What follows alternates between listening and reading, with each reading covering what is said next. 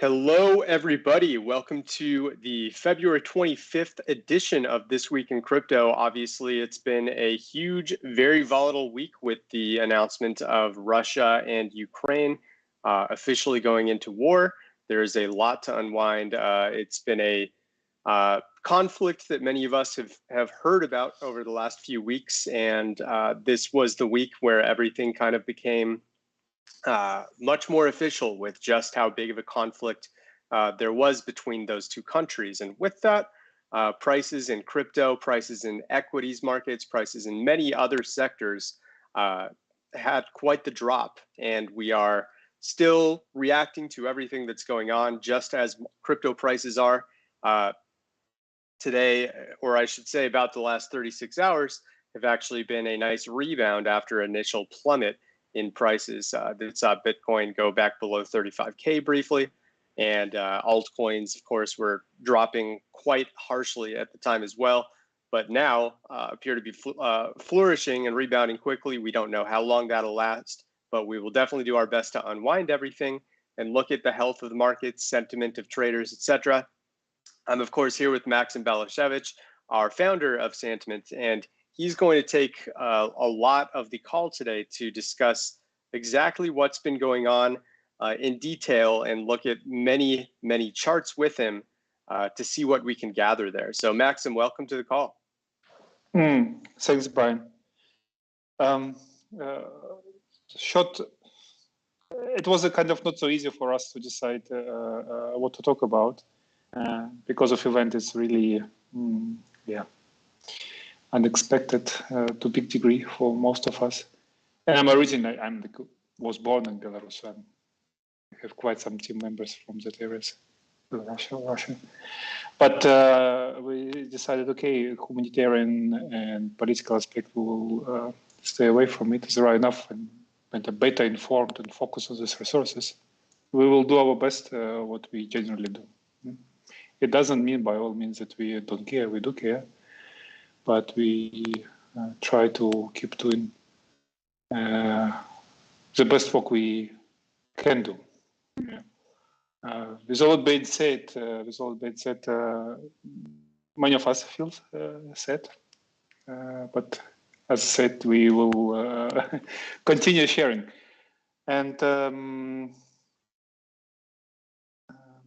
it's a big shift in events for the whole world. Been going for a long time. We've had 2 years of Corona, let's say, crisis. Now we have like a military crisis, and it's like feels like almost non-stop. With this kind of things, what we have learned or what we've seen so far, and it happens over and over again, when there is a maximum impact of emotional side, and it can be seen like here on the chart, can as simple as social volume of talks we're collecting from all social channels. And you know that we are like gathering most of Telegram channels, and they're only crypto relevant on Twitter and Reddit. So when you see so strong increase of social activity, it's very often, not always, but very often, leads to a kind of sudden, unexpected reversal. And it's only unexpected when you see it first time, when you experience it over and over again. Over the years, it becomes still surprise, but it's not unexpected anymore.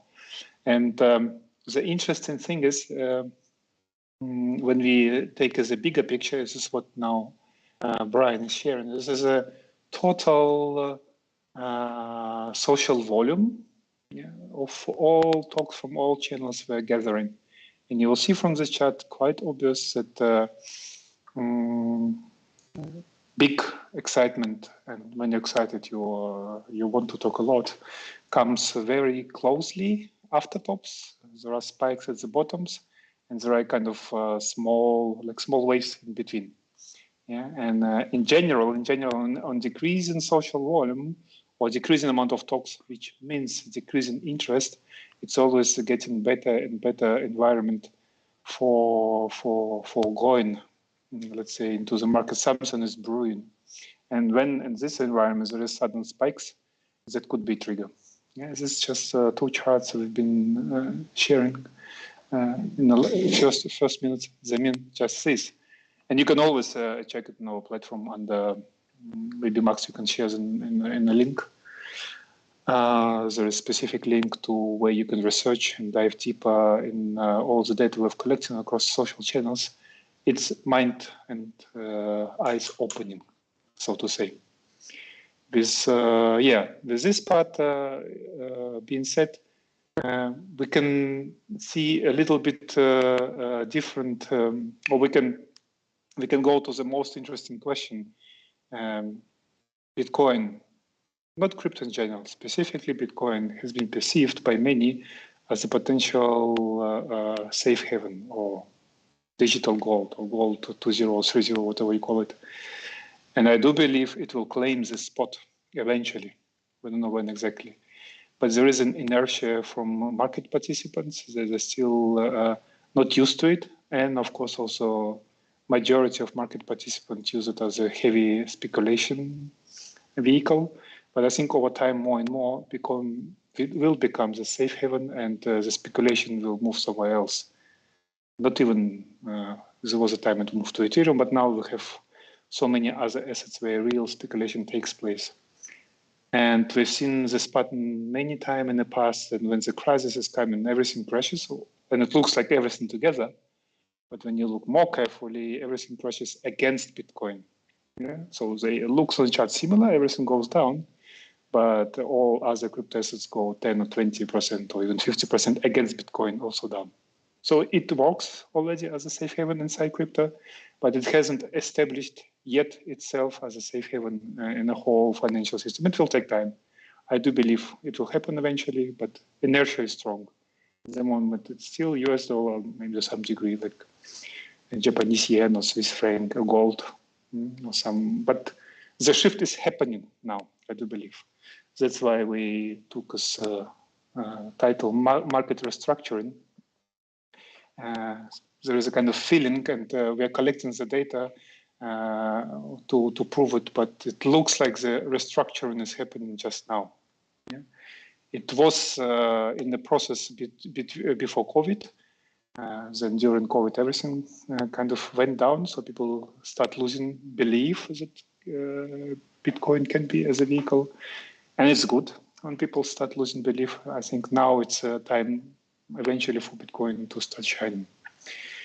Not now doesn't mean like today, but it will take its upper hand. Eventually. So Brian, with this as as a kickoff to our conversation, your thoughts on it before we go to the next charts? Yeah, it's there are definitely some similarities, as Maxim mentioned, to the reaction to the pandemic back in March of 2020. Of course, the pandemic officially started probably as early as December 2019, before really hitting the world and our consciousness in March 2020. And that's, of course, when we had that huge plummet that saw essentially all prices, no matter what asset you were in, plummeting at least 50%. This, of course, wasn't nearly that kind of plummet. Bitcoin only dropped 5-6% during the announcement that war had broken out. Altcoins, it was almost all double-digit percentages lost. But unlike COVID, I think, crypto has learned its lesson a bit, and many people were buying the dip, assuming that, it was kind of a sell the rumor, buy the news type of situation, where people tend to overreact. Obviously, as Maxim said, this is a very sensitive issue, and our job, of course, is to be objective and try to focus on what kind of price movement will happen next. But overall, we see that there were some opportunities that occurred when there was that plummet about 36 hours ago when that all happened, and now we simply are in a time when sentiment takes precedent over on-chain data, and that's what Max is really going to be talking about here. So I think it's going to be very interesting to see just how much traders react and usually overreact to every piece of bad news or good news out there, and then how that's going to show up in our charts here on the social trends page or just the overall weighted sentiment charts. So I'm really excited to dive into it, Max. Okay, good, thanks. Can we move to the next social chart where we combined? So this is the one which is related to the current crisis. We selected the most trending. As you can see on the right sidebar, it's actually from our trend indicator. Like every hour, whenever we run a special AI algorithm to identify what are the most trending topics across all topics discussed in crypto channels. The last day is really dominated. Ukraine, Russia, war, Putin, all this kind of set of words. And you see this massive spike, yeah? It's bad news for, generally bad news, but as difficult as to believe or to accept it, but bad news very often, when not always, coming together with bottoms. Or let's say every bottom demands some set of very bad news. And we might have 1 hour. Can get, of course, worse, but this is a key lesson. If you want to really identify bottom, there should be bad news. And by the way, we did have research on by the bottoms, and it's still on my profile on Twitter. When we are looking for bottoms, or trader looking for bottoms, and we can also squeeze it from their conversations. It's in the initial stages when we turned from the top. There were no really big reasons. Just were expectations of buy the bottom. But recently, with this bump, you will see on the chart that the search for buying the bottom at that specific moment when the crash was quite low, a few times lower than back in January at least. So crashing price, terrible news, lack of interest to buy bottom. That's a good setup for understanding what's happening in the market. And if we take the next chart, Brian. I'll just refresh because Santiment only allows for 4 at a time here. So let me take off this and this, give this a refresh. I think it may not be that one. Excuse me, one moment, folks.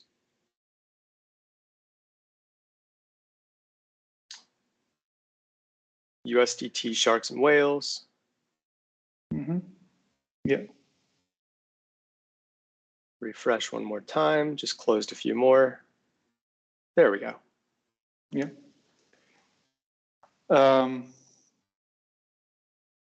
While we were talking about social data, there is another piece of data. This time it's on-chain data, and a very specific piece of on-chain data. What we do here, we structure and analyze behavior of different groups of stablecoin tokens. Not all, but specific USDT. It's the most widespread, and it's used by speculators, both in decentralized protocols and especially in centralized, who interacting with centralized exchanges. Our second point of analysis, you will see it later, also DAI, but DAI is mostly used in different decentralized protocols. It doesn't live so much with centralized exchanges. Too expensive.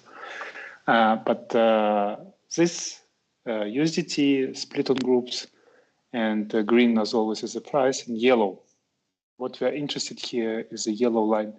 And the yellow line here is accumulation of USDT, and this chart shows total balance per specific group. So those who are having holding between 10,000, 100,000 USDT in their accounts, how much their balance is changing over time, this kind of addresses. And we call it as active, quite smart, not super well, but not poor too. So they represent actively trading on investing groups, so they need more money, obviously. They want to become reading all the stories and seeing what's happening. They want to be richer, and they have to be active. And when you're active, participating in the market, you're exposed to all the emotions. So they increase in holding of USDT. What you see here represents the rapidly growing attention or feeling of worry, of concern. So they move the assets into stable coins and USDT. They say, okay, now really I need to convert whatever gains or even losses I had in crypto, and I need to go to stable coins. And this is where you start paying attention. It's been increasing for quite some time already. I don't see exactly, like it's like around 10 days maybe. What is it date? So this was mid-January, about a month ago. Oh, even months ago. Yeah, so it's been increasing for quite some time. And then, you know, it's can go like increase and then decrease, but it broke, so to say, a resistance line like maybe 3 weeks ago. And this is a point or like a realization point when majority of the market believed, okay, we're in deep troubles. It's indeed, I have to be active to save my money and to become better later on, I can buy cheaper.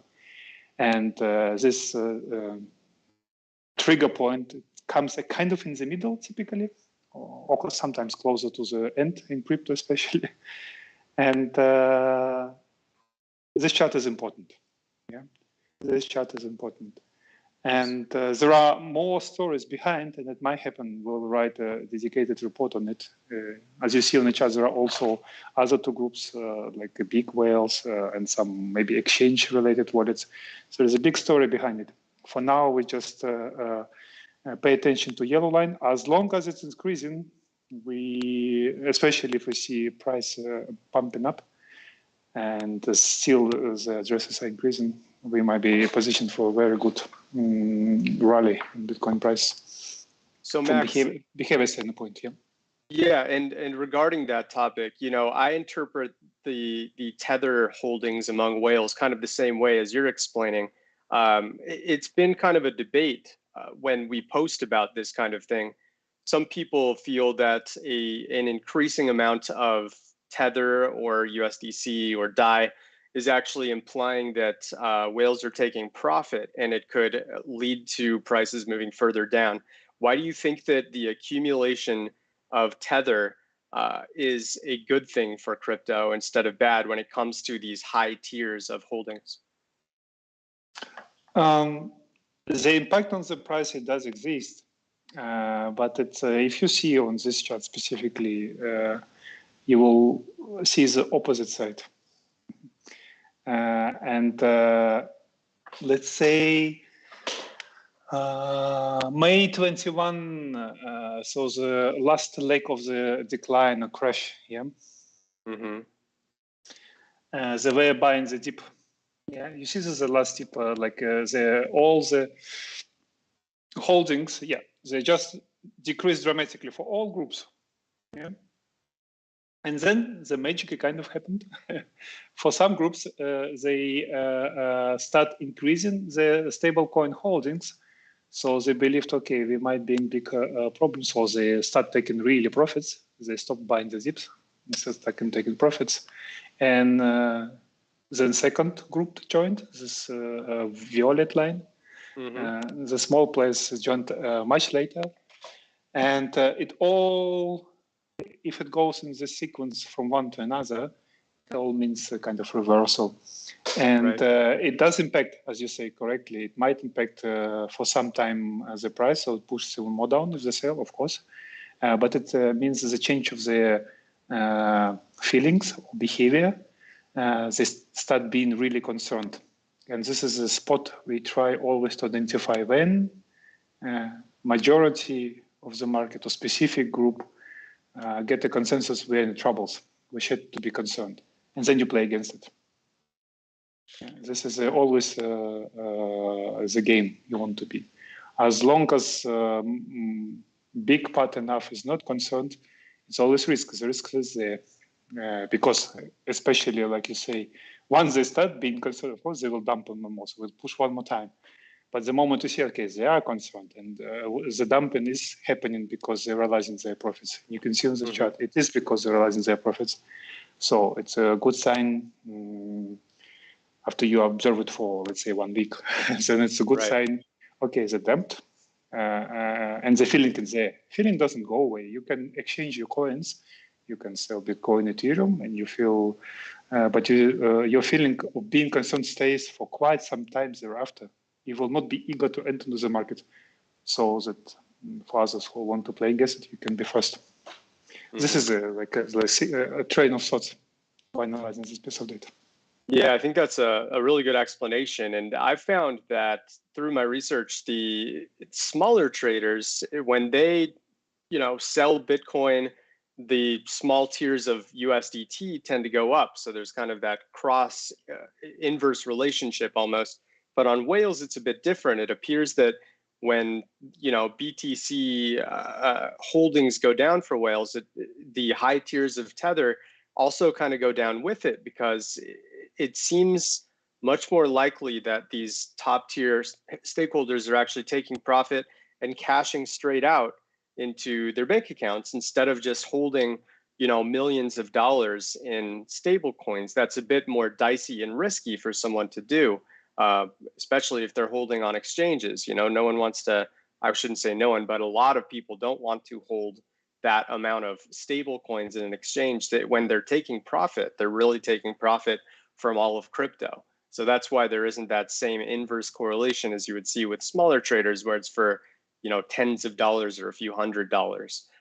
So I agree with you, Max. I believe that when these lines are moving up, that's just implying that there's more buying power for future dip buys and things like that. So it's more promising than it is worrisome when these stablecoin key tiers are moving up or down. Yeah, good point. And good summary for this chart. I think after we publish this stream, there will be links to all the chart layouts, so you can see it for yourself. You can see the history, how it was in the past. You can see like for a few years. So I'll move on to the next. Sorry, yes. Go ahead, Max. Just move to the next one. Go to the next.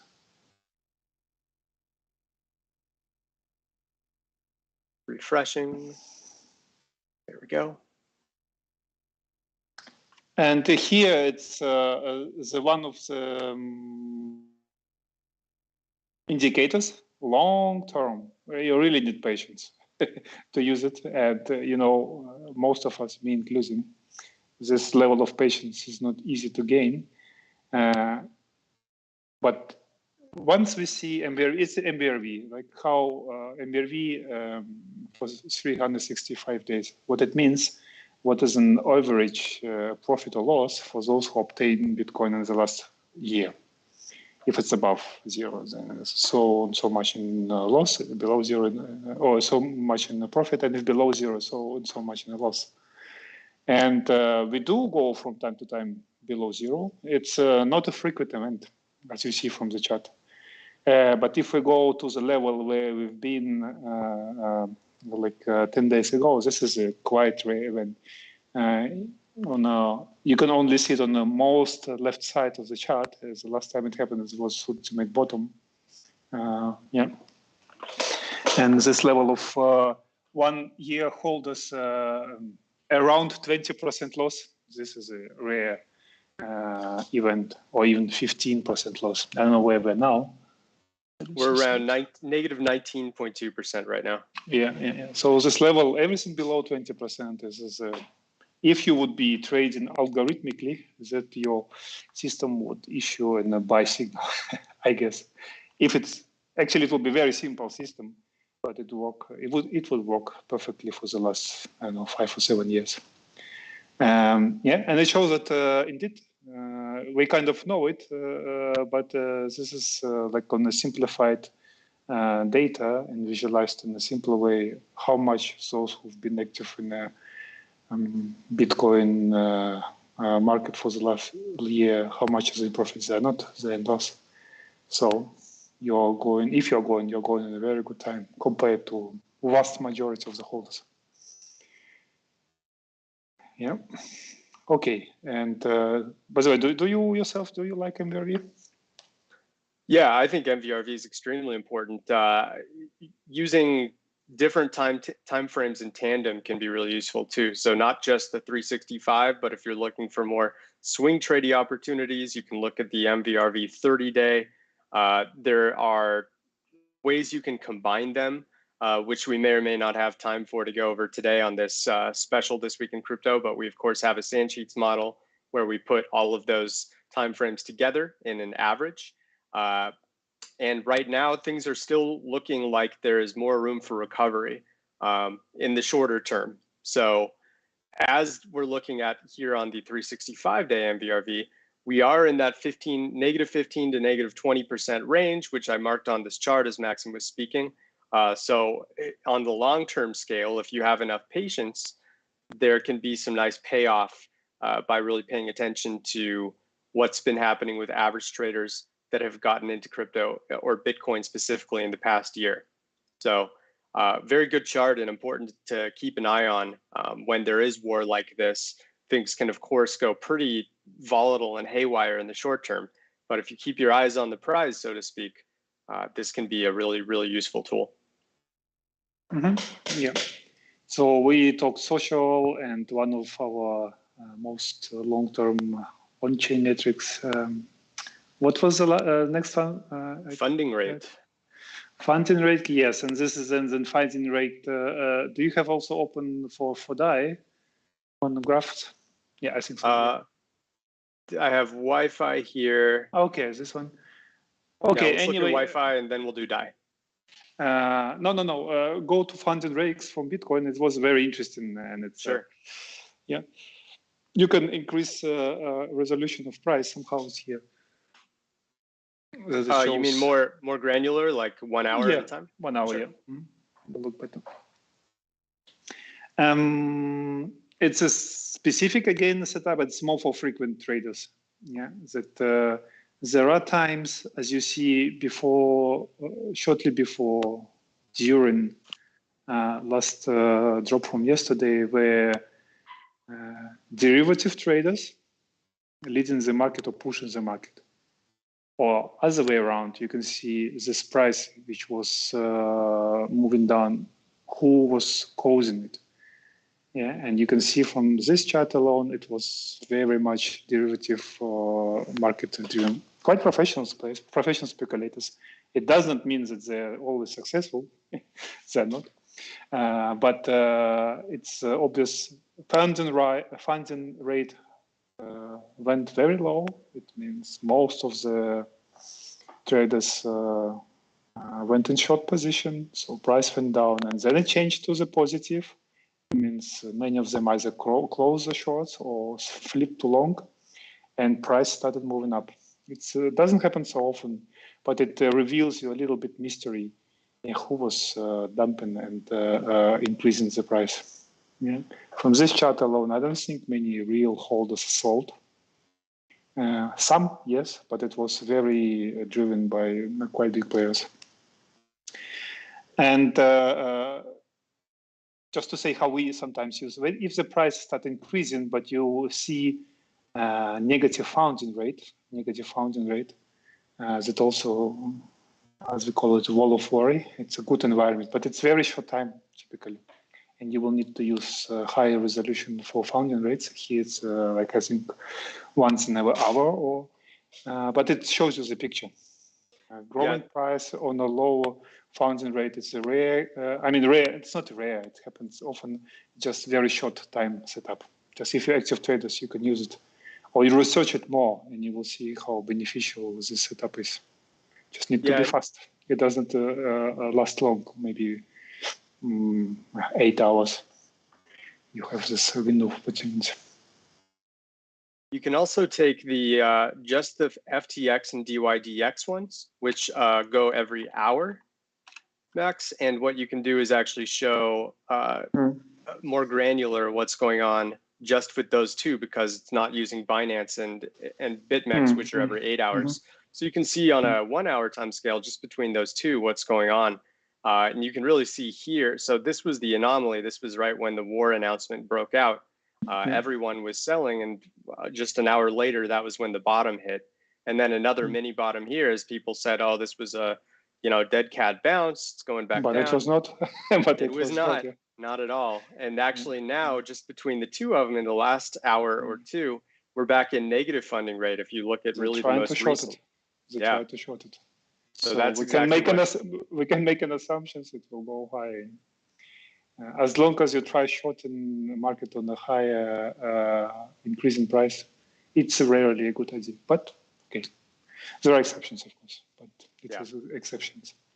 And if you can now open another from graphsentiment.net, as we are on founding rates, and I generally like to watch a lot of MakerDAO statistics.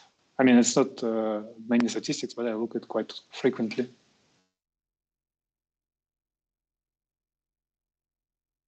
Yeah, in this deep dive, just give it time to load. You will see another good sign for bottom formations. Yeah, if you go down. Would you like me to? Yeah, stay here. So the total debt decreased quite dramatically. I mean, there was a dump, similar like with the last price decrease. We saw the dump in total debt, and now we saw it again over the night. And if you scroll a little bit up, so keep in mind, the players decreased the exposure to the risk. They decreased the debt they took. Amount of Bitcoin locked stayed the same, didn't change, or didn't change much. It's barely visible. Go up and you will see Ethereum. Ethereum decreased, to some degree.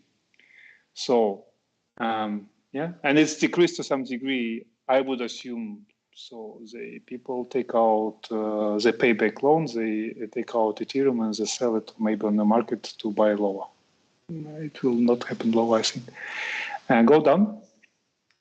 So like kind of way of thinking you have. Now, debt created.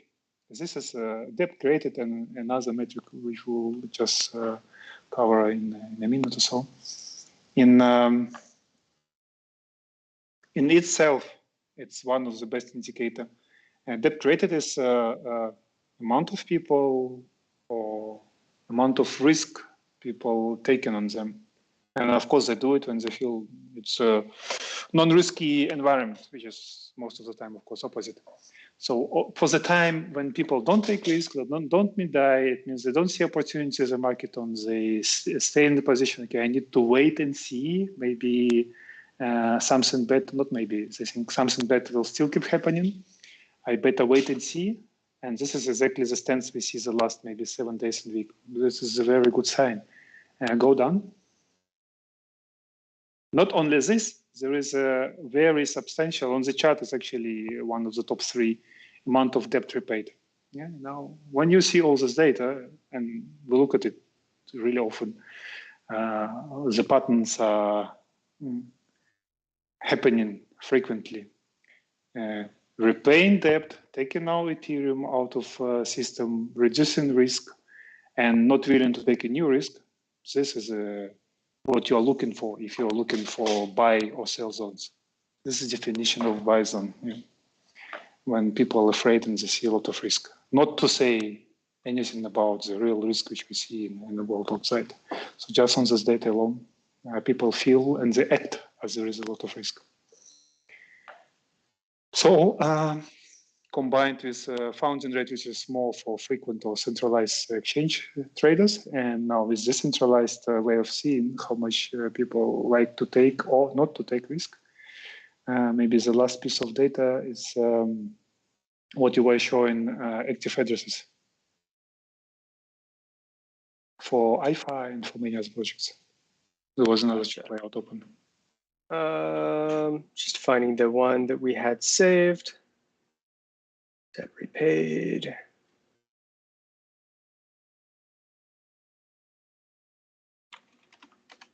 It was open on your screen. I saw it. Oh, I know where it was. Not that one. I think it's still open. There we go. Yep, got it. And yeah, it's another piece of good data. So today we are kind of sharing good news. And the blue line, the green line is again as always price. And here we only look at the green line, the price. Blue kind of bar charts, it's network activity. So on daily active addresses, how many users interacting with the network. And also this yellow lines, it's let's say desire of long-term holders to do something with the token. On the falling market, most likely to sell. On the growing market can be different things, but also frequently like selling them or taking out of the liquidity pools. What you will see on every single chart, these blue bars, they've been increasing for some tokens for quite some time, but at least for 1 week, the network activity has been picking up, and this against the falling price. This is what we always call day price divergences, which is basically means that the active address is moving opposite to the price. Yeah? And the growing market, if you see price of an asset increasing and network activity decreasing, bad sign. And you even see even on this chart. It's exactly what happened before we went down. And on the falling market, it's not opposite. No, even before the last stop. Got it. Exactly. So network activity was at least 25% lower from what it was in the previous high. And on a falling market, it's other way around. So network activity is picking up against the falling price. And you can open the full chart layout and it will see the same picture almost in every token. In some, like in REN, visible less, in others more. Like Uniswap has been combined also with huge spike in coinage. It means some all-time holders looks like took a chance and reduce their risk, probably they sold. And if you move down, it will see quite obvious divergence also with sushi. You see that the last, I don't know how long time is it, 2 weeks. It's been increasing slowly, and more rapidly lately, again, against falling price. And all the way down to make a DAO, and all tokens we like to observe. Yeah, and some stronger and some weaker.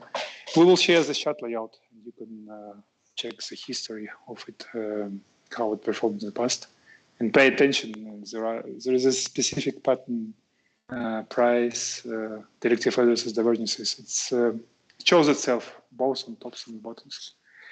And with that last piece of relatively quite good news, I would probably finish my part.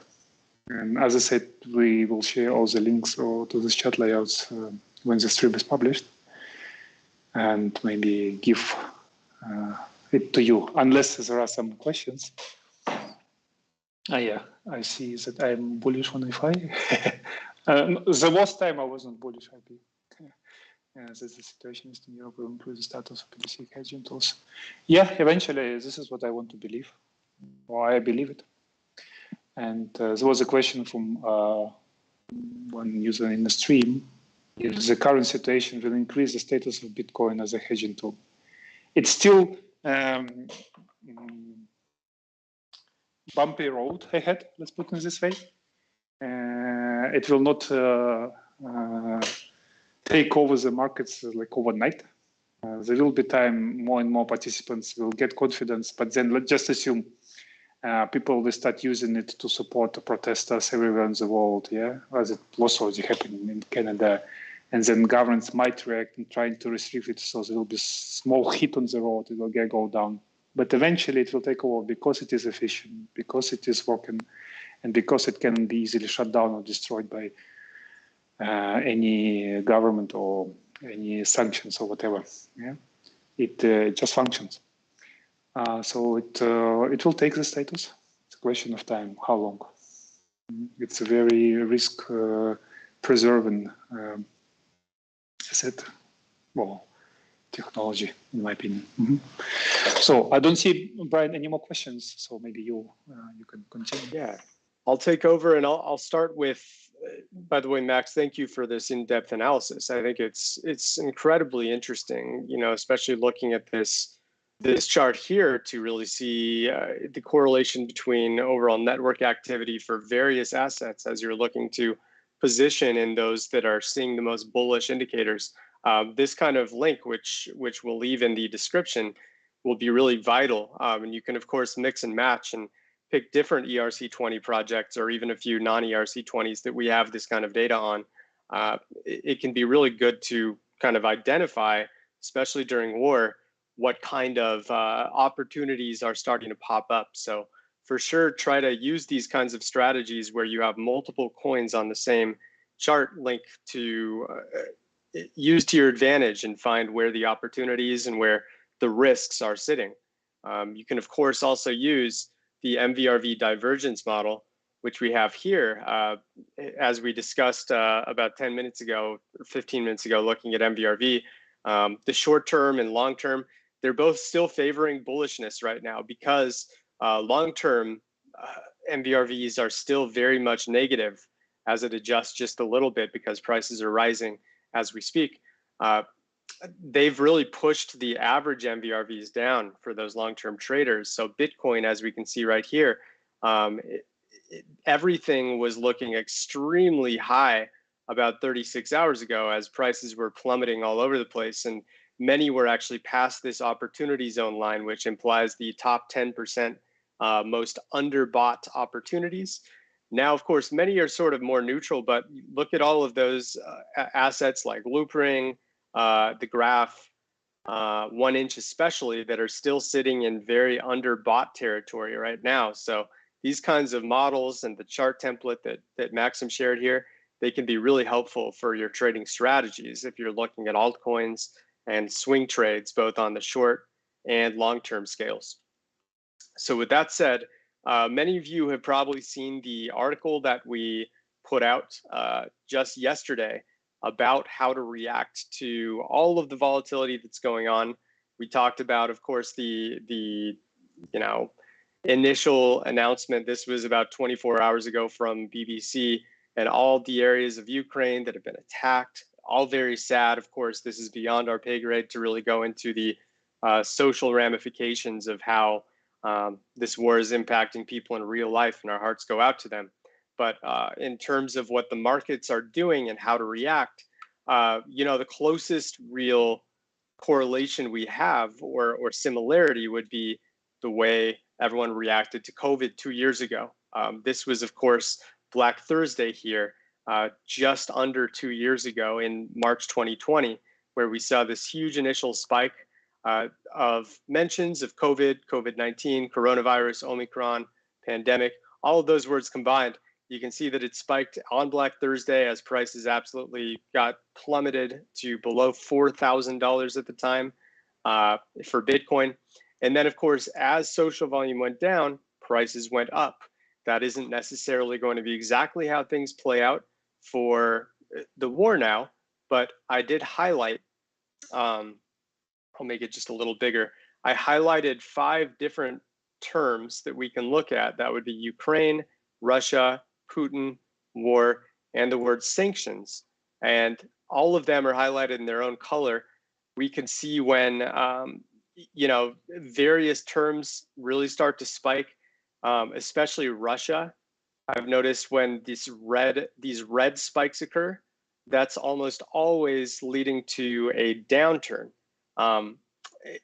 And right now, of course, we see that, let's see, what is yellow?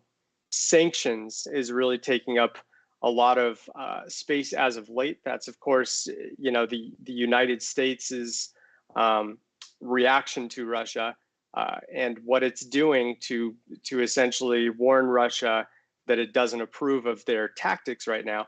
And so these sanctions going down, these are actually sort of spiking as the prices rise, which is interesting. It doesn't necessarily mean that this is a bullish indicator, but it's something to keep an eye on right now.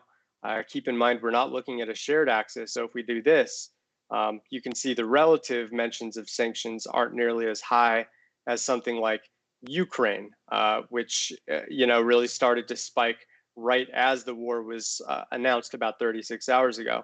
But I'll also keep this link in because it's a good way to separate the different terms and see which ones are correlating the best with those dips and the subsequent rebounds like we're seeing right now.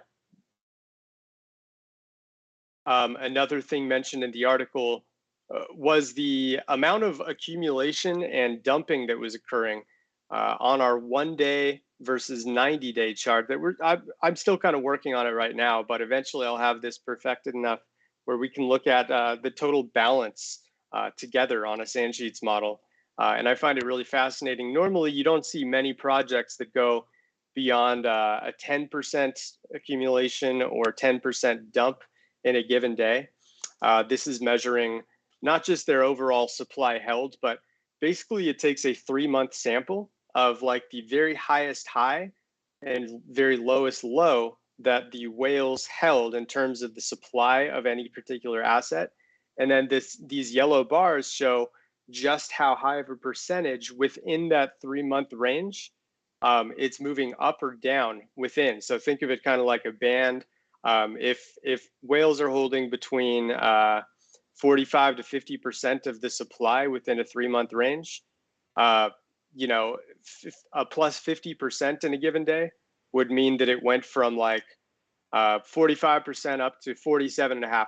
So like half of that full band. Hopefully that makes sense. But long story short, big bars like this indicate that it is moving hugely up within that 3-month range in terms of accumulation, and then vice versa for these big drops. So we can see like Engine, Axie Infinity, Compound, Band, even Ethereum, these whales, as the war broke out, they actually started accumulating like crazy.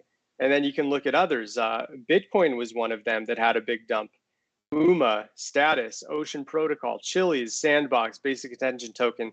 These were all projects that dropped double-digit percentages in terms of their supply held within that 3-month band of what they normally hold.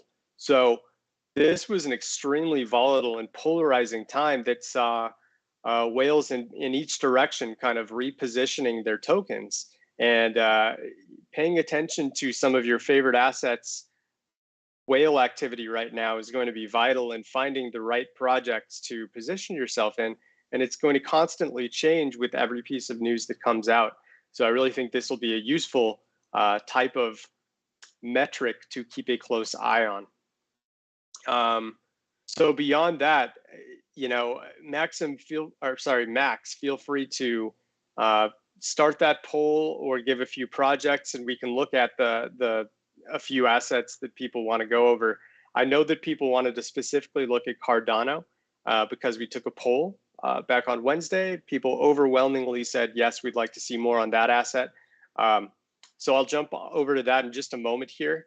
As far as a few other Bitcoin metrics to keep an eye on, we open up our main template, and I'm going to go back to the last 6 months.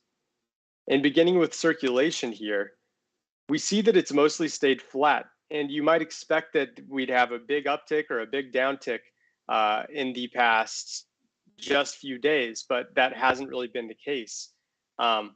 Mostly it's been a case of flatness, and we could go to just the last month to really zoom in on it. Not much change here going on, which is interesting. On the MVRV 30-day though, notice how we went way down to, I'll mark the minus 15% range. Oh, it's actually beyond that, which is interesting. Let me go to last 6 months so we can make sure we have minus 15 in there. Mark it here. So this is kind of the opportunity zone for the MVRV 30-day, and this would be the danger zone right about there. So we actually didn't even go below that, but we got close. We got to negative 10%, which can definitely be justifiable to add to your positions. And sure enough, that is where things really rebounded quickly. And now we're back here at neutral territory. Now, as Max showed earlier on the call, we are definitely still in negative territory on the long terms.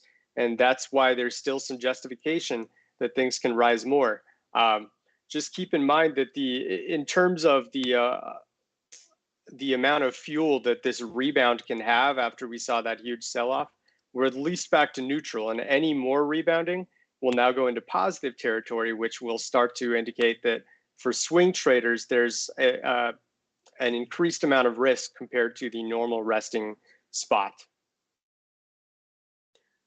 Social dominance, also take a look at how social dominance spiked. We saw a huge uptick to pretty much the largest percentage of discussion related to Bitcoin since late October.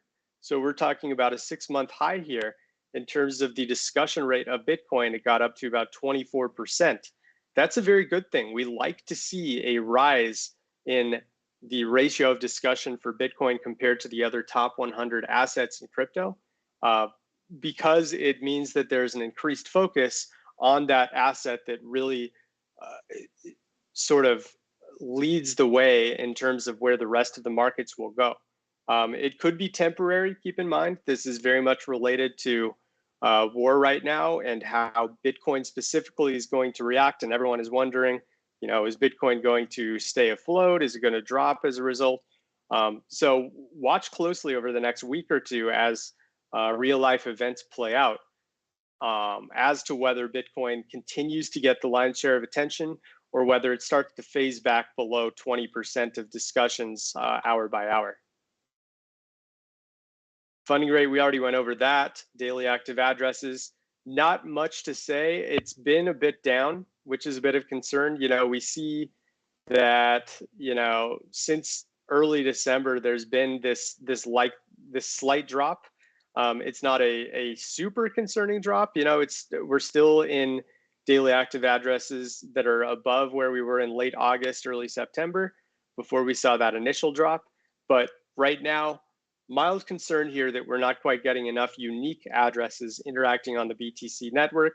Mean dollar invested age, not much change. We're continuing to see dormant investments average age rise rather than fall. We'd prefer to see it fall because that would imply that there's a decrease in stagnancy. But for now, not much change there. Now, weighted sentiment, wanted to give just a minute or two on this because it's an important one. It shows that we're still negative, and this is very good. You know, we began to see some serious negativity about a week ago when the conflicts were really starting to pick up for Russia and Ukraine. We were hearing that a war could be imminent. This was, of course, the rumor.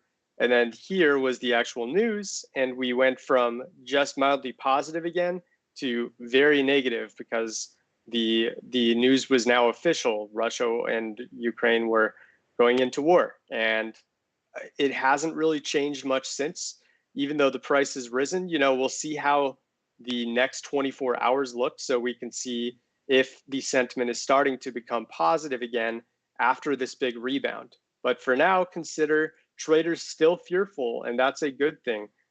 You want to capitalize on others' FUD, and that's certainly what we're continuing to see for now.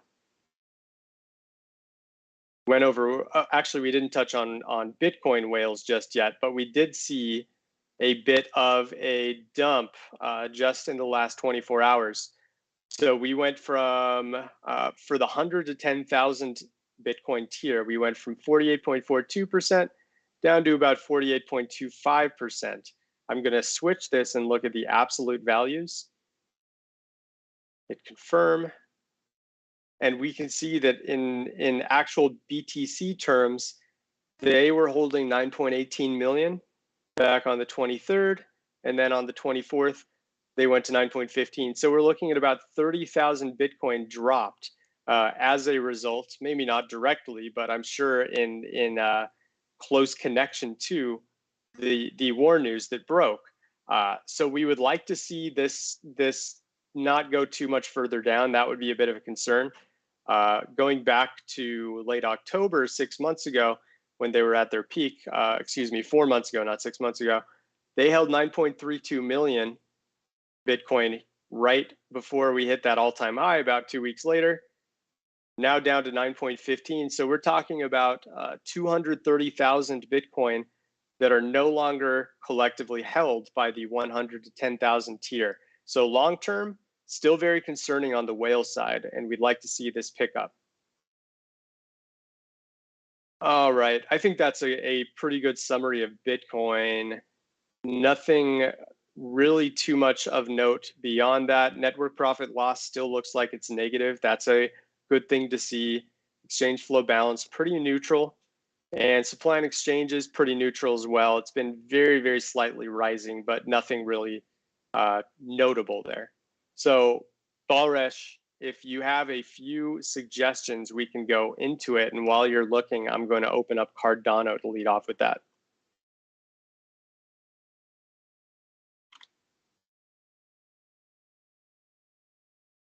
Okay, if you want to put up a quick one, we can maybe see if there's a few other assets. But if not, no big deal. But yeah, let's keep it. I mean, let's change behavior that we collect request before. Yeah, for the moment, it's our Twitter you announced. Mm-hmm. And let's see if we used to have our small dep to get it with sun votes. Eventually, Yeah, we'll come back to it. Yeah, but let's stick to our change. We want to do it in advance. Definitely, and we did have plenty of other suggestions besides Cardano. So why don't I dig into this first, and then we'll actually look at the Twitter poll that we put up and see what kind of replies we got. But as far as votes went, we had about 80% of votes go toward Cardano. So clearly a lot of interest there. Now I do have to warn everyone, on-chain metrics for Cardano are still a bit wonky on Santiment. So for today, we're going to limit ourselves to only the social aspects of Cardano, but there's still plenty we can look at. And then hopefully in the next few weeks, we'll have the full on-chain metrics up to date so we can look at whales, daily active addresses, circulation, all of that stuff. But for now, we'll start with just social dominance and see what's been going on here. We see a pretty obvious pattern of decline over the past 6 months. I believe this was not an all-time high, but very, very close to it. I'm going to go back to the last year. Was it an all-time high? 20, let's go back, way, way back. Oh yeah, totally. So the late August spike right here, I'll go back to just the last 6 months. This was the all-time high, and social dominance was actually in double digits for Cardano. It got up to 11.09% at the all-time high. And then as it was starting to drop, there was another push to 11.5% before the price basically just continued to decline as the rest of the markets did, especially beginning right about here. This was the Bitcoin all-time high on November 10th. Everything's been dropping since, but Cardano had already been dropping in the 2 months prior. And as it was dropping, it was not really getting that much attention. Any big spikes here would imply that FUD was occurring and people were panicking and saying negative things about Cardano. But that wasn't really the case. It was kind of just a slow fade out. And now, if Cardano, even though it's the 7th largest asset by market cap, it's being talked about maybe 10% as often as it was back in early September when it hit its all-time high. So this can kind of be viewed as a neutral indicator. It's not necessarily a bad thing. What we really want to see is a big spike as prices continue to decline, because that would imply there's a lot of people saying, Cardano is dead. It was just a flash in the pan, useless asset, has no purpose. Those are the things you want to see as an indication that people are writing it off, and the opportunists out there, and especially whales, will jump on when people start to get super negative about it because they know that prices are at a huge discount compared to what it might be in the long run.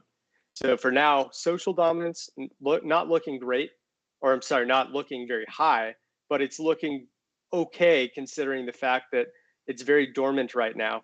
We just want to see like looks good. Yeah, looks good. It did. Can see it from the history shown here. Every time we try to kind of grow, it went from approximately this level, and it's whenever interest again spiked after the growth. Yeah, we went down. Yeah, surprisingly simple metric, but yeah. Feels good. By the way, do we have do we track their main Twitter account? I don't remember. Yeah, we can look at Twitter, see how that's and then we can say we can see 24 hours increase or something like this. Right. Yeah, so this is the amount of Twitter followers added on any given day. Let's switch it to 1 day. It's already on 1 day. Let's even go to 1 week, see how it looks a little more zoomed out. I think we even have, don't we have separate metric 1 week? I think it maxes out at, oh yeah, here we go. So they're already separated out by day. It's been a while since I've used Twitter followers, but here it is by week, guys. And we can see it's actually quite correlated with the price, which is interesting. Even the 1 week that it really had a serious bounce, I guess it bounced here too, but look at how the followers gained significantly. There was still much hope. Now really little hope. Can you take it for 1 year? I just want to see for the last year, how was it?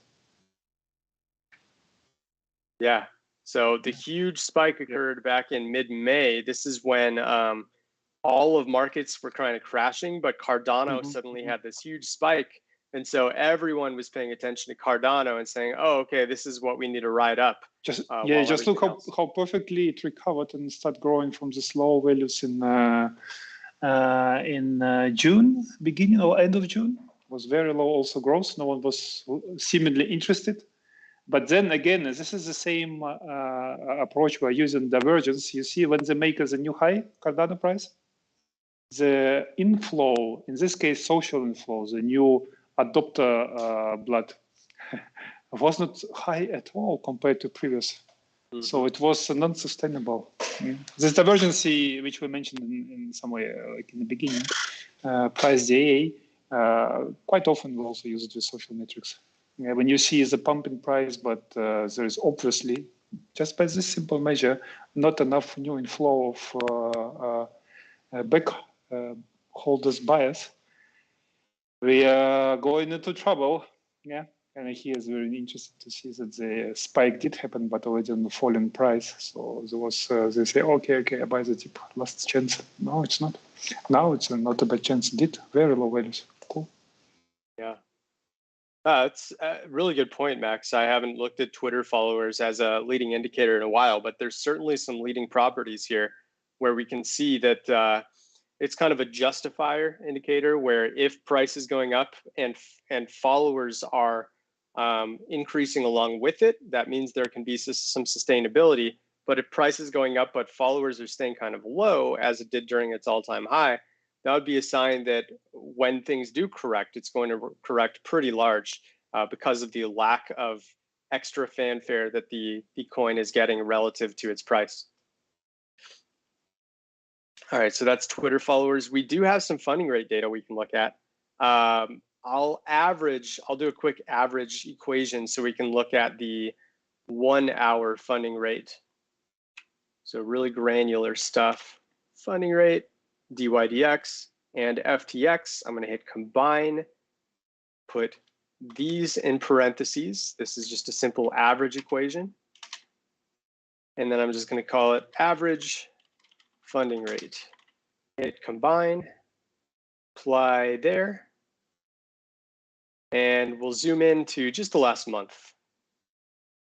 We also want to make sure we include the style as filled area so that we can see the separation between positive and negative funding rate. And check this out, guys. We saw some incredibly negative funding rate back here in just 5 days, 3-4 days ago, actually. This is when the war announcement hit, of course, negative funding rate. This was the case for many, many different assets. And as prices recovered, look how it's quickly neutralized. We actually went positive about, it looks like, and just an hour ago, 2 hours ago. And now we're slightly back in negative range. But for the swing traders out there who are looking for extremes, try to pay attention to these huge negative spikes. Of course, this was an exception, right? Because this was contributed to by news. And right before the news broke, Cardano funding rates were already going super negative. So I would be confident that in a parallel universe where the war news had not broken out right here, Cardano would probably continue to rise a little bit because there were so many shorts compared to longs going on. Now, of course, after the news broke, we did have the spike that occurred that led to some short liquidations and a rise. But there will be plenty more opportunities. And of course, you can also look at the positive side for top opportunities. These are not extreme spikes on the positive side, but they at least show that, you know, when we do approach the really high end of the funding rate, like here, and even here a few hours before the big local top, that's when prices tend to correct and go down.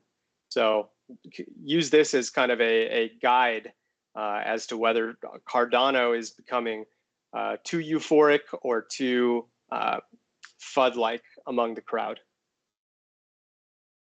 And weighted sentiment is the last one I wanted to look at.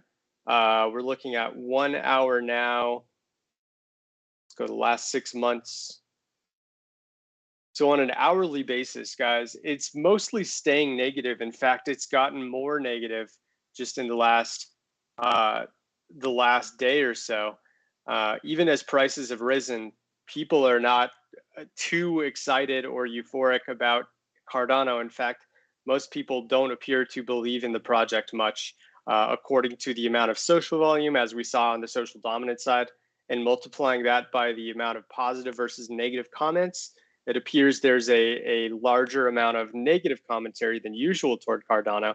So this is a very good sign because it indicates that people simply are writing off Cardano and they don't believe that the 7th ranked market cap asset can have a breakout against the rest of the markets right now.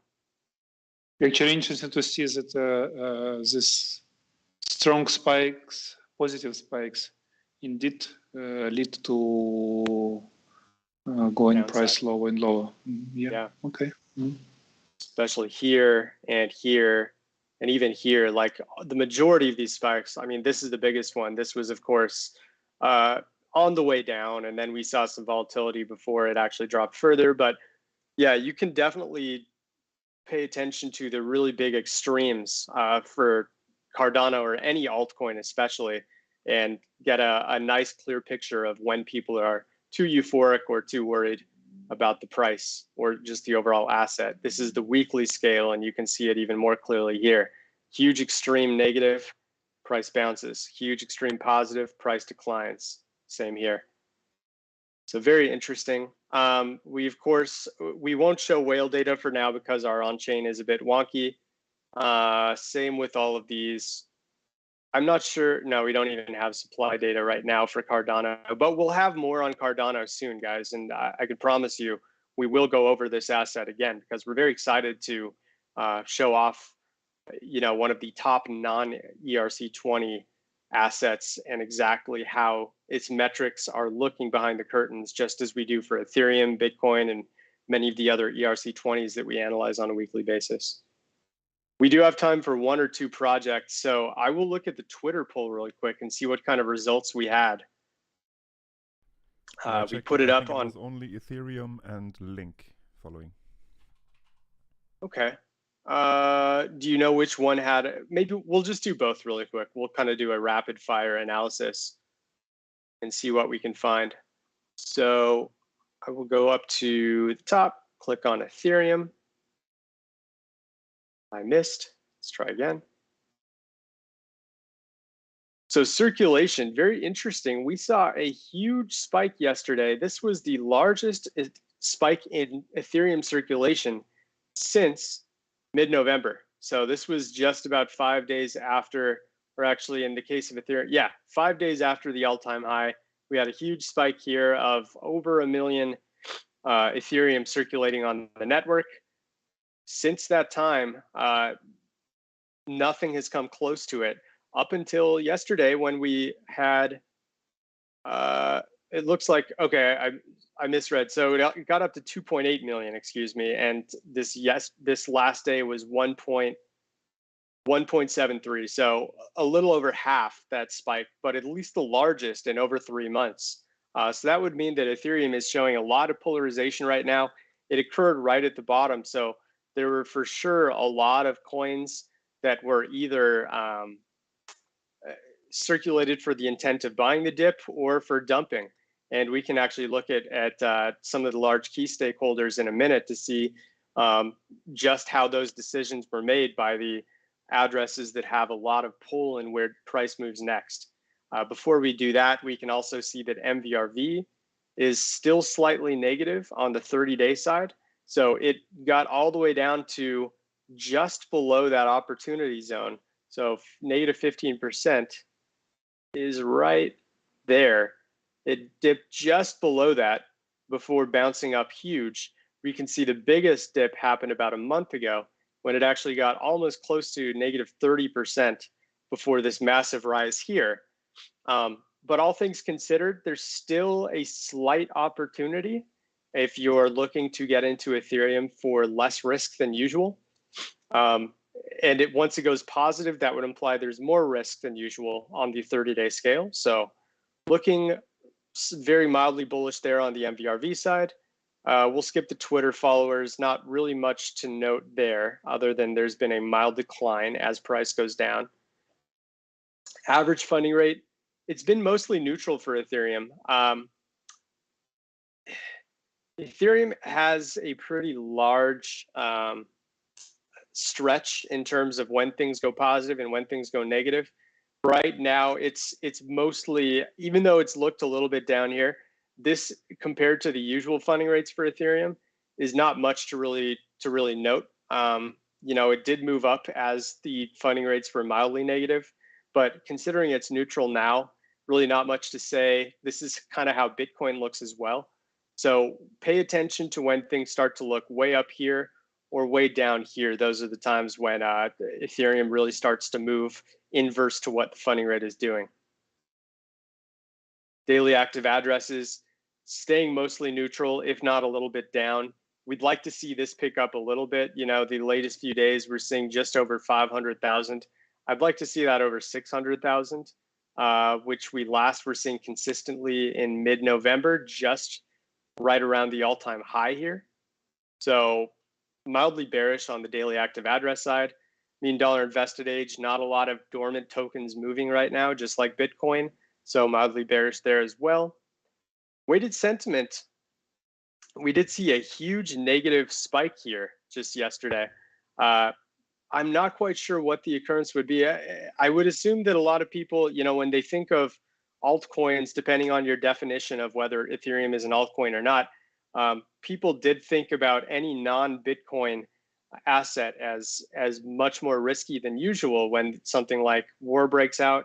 And of course, just prices were plummeting for altcoins. Any non-Bitcoin asset other than stablecoins, of course, were dropping pretty hard as soon as the war news broke out. So Ethereum, of course, was one of the many assets that veered negative. We saw it a bit with Cardano too.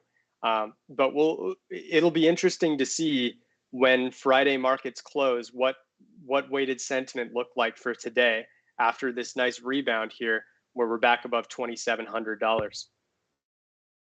And now, of course, whales. Let me look at what I think gives the best leading indication. I tend to look at anywhere between 10,000 all the way up to 10 million. And a lot of you may say, well, if you're looking at 1 million, 10 to 10 million, you're for sure looking at a lot of exchange addresses. And I completely agree. I do think that exchange addresses are kind of noise and aren't necessarily the best leading indicator for where Ethereum goes next. But Ethereum's a tough one to really pinpoint for key stakeholders because of DeFi. You know, many types of wallets out there are very unique when it comes to Ethereum, which make it difficult to really harness one tier to look at where prices are going to go next. But in terms of, you know, closest possible key stakeholder tiers to look at, this wide range of 10,000 all the way up to 10 million Ethereum can be a pretty good sign for where things move next. And overall, it's been a long-term decline since late August when they were holding about 69.7% and are now down to 69.3%. It isn't a huge decline, obviously, but you're talking about 0.6% that has been dumped for an asset that costs or has a price of $2,700 right now. That's several tens of millions of dollars, I believe, that are off the table in terms of held by these large addresses. So not a great sign there. You know, we did see a very small uptick just in the last 24 hours, but not much to say other than this is kind of a wait and see. You know, I think things can change dramatically uh, compared to Bitcoin. You know, if Bitcoin starts to go down, but Ethereum moves up, that could be an indication that the key stakeholders are sort of shifting toward altcoins for a bit. And that would be interesting to see.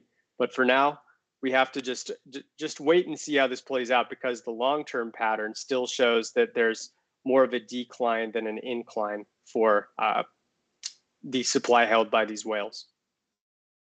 And now really quickly, we'll jump into Link before calling it.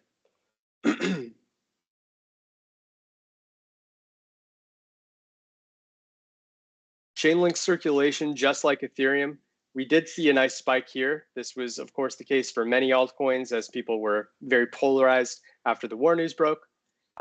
Overall, though, on the trend line, it looks like things are dropping a bit. So we'd like to see that the average circulation was up compared to 6 months ago, but that's not the case. You know, the average in late August was around 4.4 million links circulated per day.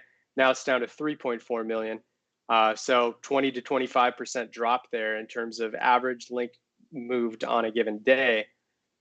Bit of a concern.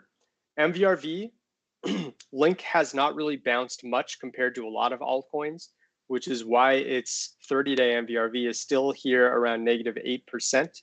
That means there's some meat on the bone still for a significant rise, while there's still less risk than average for Link. So good sign to see there. I'm curious on the long term for Link, because of course it had a very good first half of 2021, as a lot of altcoins did. And if I overlay that on top of the 30-day, yeah, the long-term MVRV is still looking very, very good in terms of the amount of pain that long-term traders are in. I'll briefly go to last year just to get a more zoomed out perspective. And we're actually at the lowest point over the past 1 year at least that the 1 year MVRV has been for Link. And this implies that there could be a pretty nice upcoming bounce in the more long-term scale for Link specifically compared to the rest of the markets. So I'd call this actually extremely bullish, considering it's down around almost negative 50%.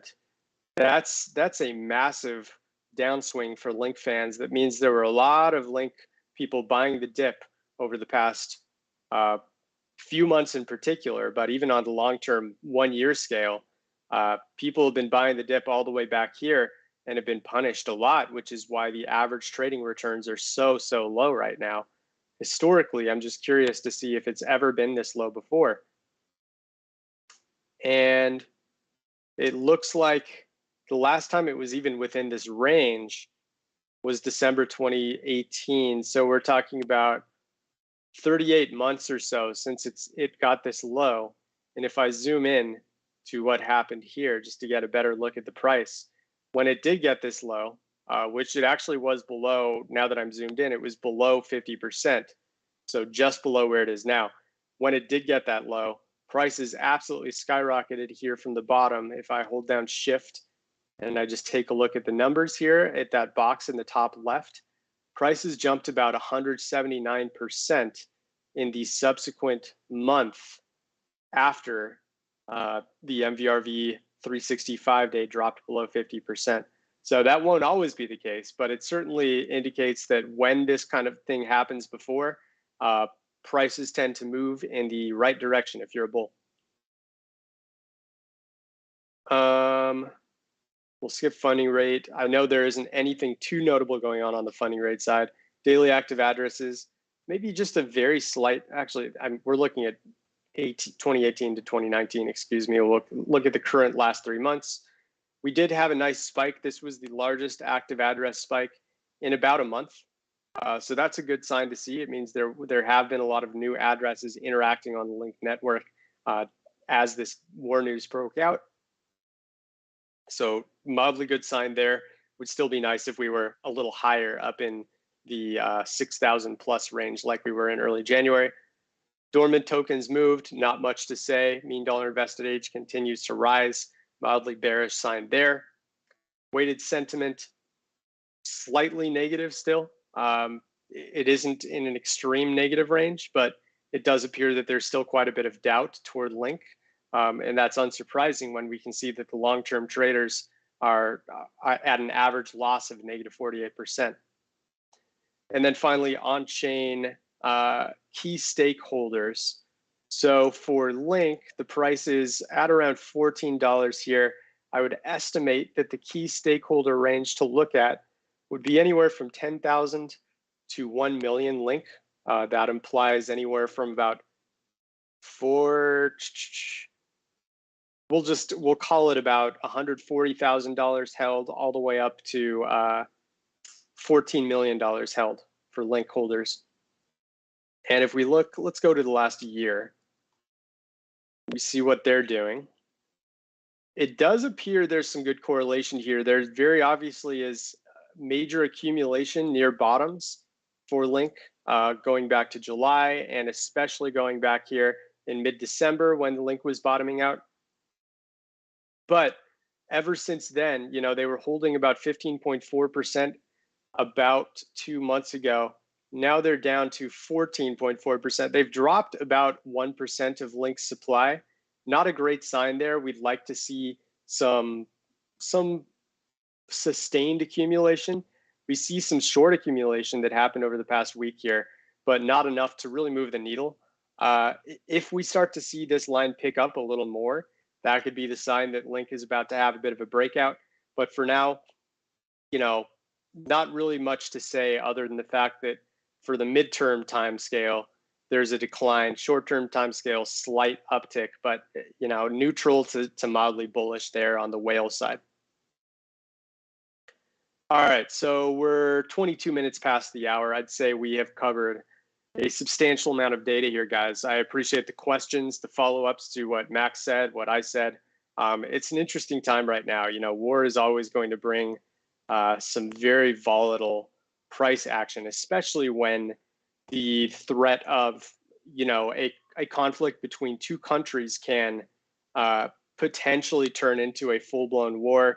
You know, it's beyond our pay grade to really speculate what's going to happen in terms of the real life ramifications and events and how many countries might end up getting involved. Obviously, there will be a correlation between price and how full-blown this event becomes in terms of, you know, the entire world starting to be involved in this conflict. For now, you know, it's still sort of constricted between Russia and Ukraine.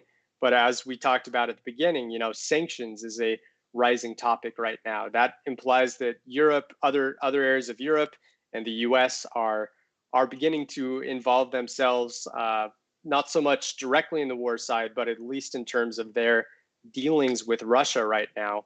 So as that kind of thing goes on, you know, we'll continue to see some price volatility, of course. But pay attention to on-chain metrics right now, because there's still going to be plenty of behavior in terms of, you know, whale activity, funding rate, MVRV, that can really lead to where markets are likely to go next. So hopefully this was all helpful to you guys. As always, you know, on behalf of Max Balresh and Maxim, thank you for tuning in. Continue to share these kinds of videos with your friends, trading friends, family, anyone who you think would be interested in these kind of metrics to bolster their portfolios and enhance their trading decisions.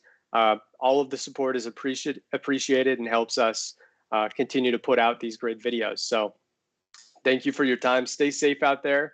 Hearts go out to anyone who have been directly impacted by the conflicts over the last, you know, few weeks, really, but especially the last couple of days. So thank you, and we will talk to you next week, guys. Thank you. Thank you, everyone. Talk to you next week.